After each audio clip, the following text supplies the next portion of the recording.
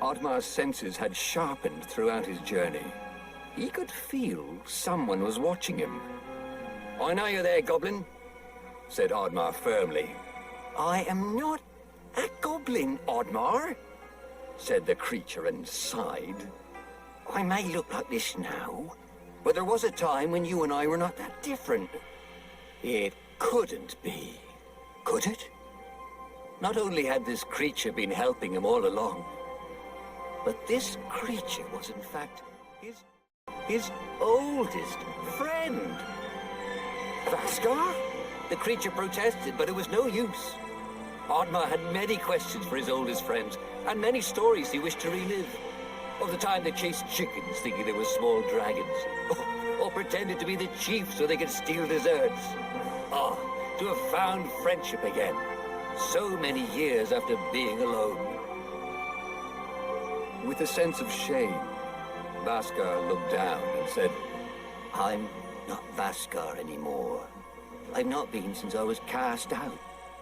Now I'm even less. I didn't want to tell you because I didn't want you to see me like this."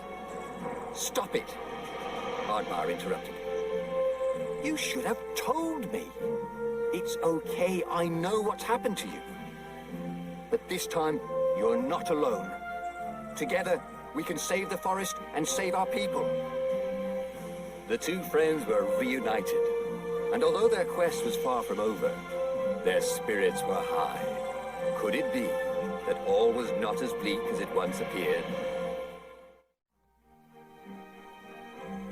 The two friends continued further through the forest, getting closer towards the end of their journey. "What was it like to fight the god of chaos?" asked Oudmar. "Oh, we do not speak of him," replied Vaskar. "He's vain. He loves the stories people tell of him, the words called to him." Oudmar turned to his friend and said, "I'm not afraid of Loki."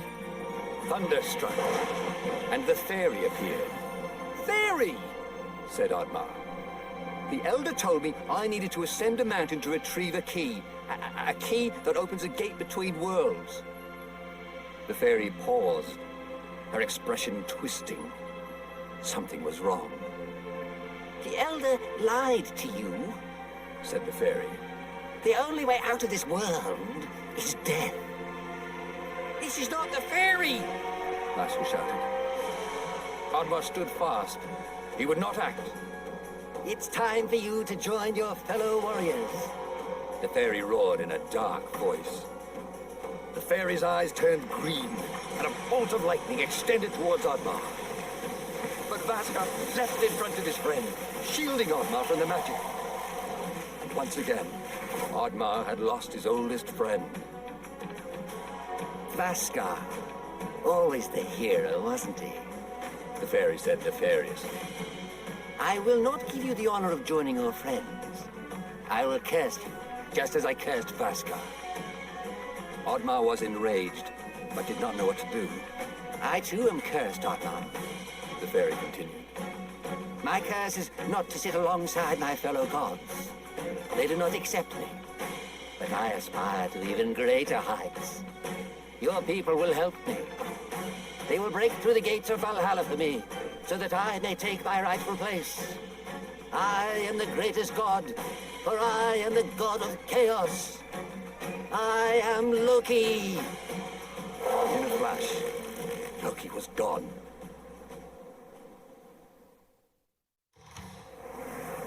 Oudmar scaled the cliff, alone.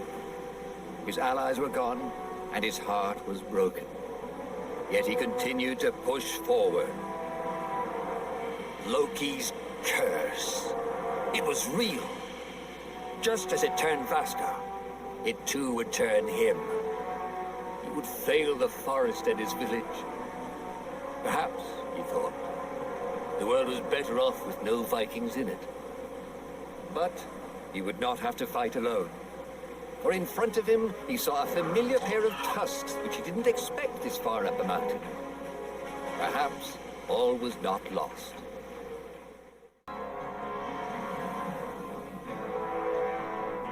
Oudmar had done it. He had reached the cave the elder had told him of. He would soon have to face the golem. The fairy was waiting for him at the entrance. You've proved yourself, said the fairy. You've passed the test. I'll return Vaskar to you, and you can rebuild your village free of that tyrant chief and those who judged you so harshly. Audemars knew this was not the fairy. This was just another deceitful trick by Loki. He was not fooled. Loki shifted into his true form and menacingly said, I guess my trick didn't work. You're not as dumb as you look. But then again, maybe the pig is the brains of this operation. With Loki distracted by the sound of his own voice, his guard was down. This was Audemars' chance. Audemars and his trusted companion charged towards Loki, but were quickly struck down by a bolt of lightning that reflected off Audemars' shield.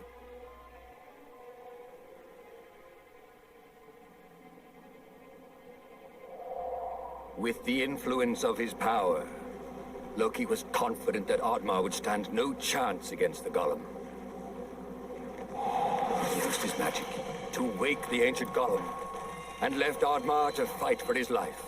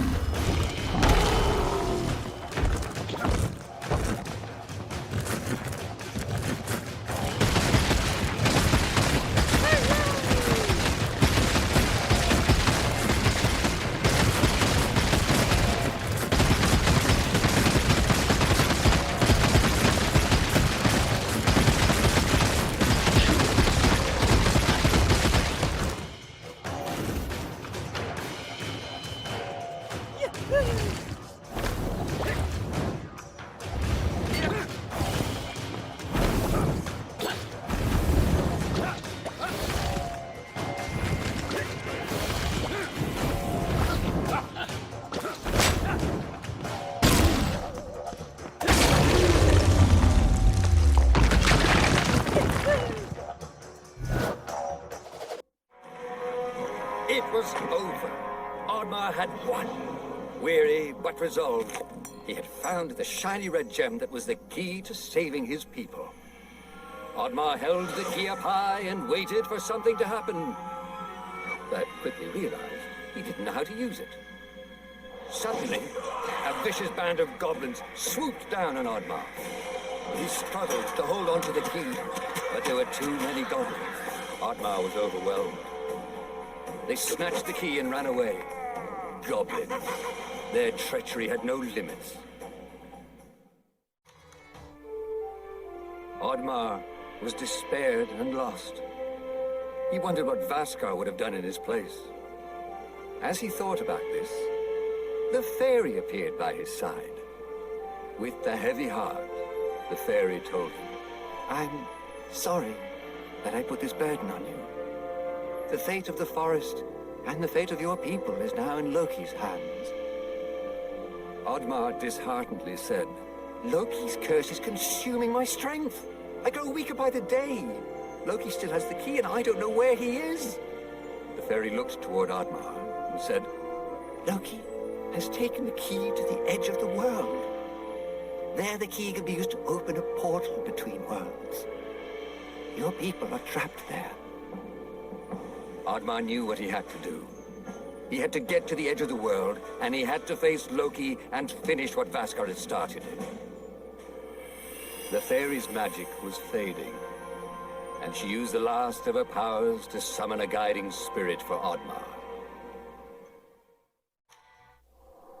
It was still and quiet in the chamber. No more goblins, no more monsters, just silence. The beautiful man-made carvings giving way to the natural forest and its magic. Here was the uneasy place where the worlds joined. It was as if the gods knew one day there would be a just cause for a mortal to travel beyond this place. Audemars felt at home here. He had spent his life torn between the worlds in his own head and the world of Vikings. This was a place of compromise. Maybe his people could learn from this. Maybe they would no longer destroy and take. Maybe he could truly save them. Not just from death, but from themselves. Loki emerged in front of the gate and said, "Are you here to join your friends, Viking? You know, I could use someone like you in my army." "I will never join you," Audemars cried out as he charged towards Loki. He was ready to fight. "Do you even think your people want to be saved by you?" said Loki with a mocking smile. "They will march in the army of the god of chaos. They will be known as the ones who broke down the gates of Valhalla." "No more lies!" Audemars bellowed. He would not be manipulated. "I have never told you a lie," said Loki confidently. "I'm simply predicting your future."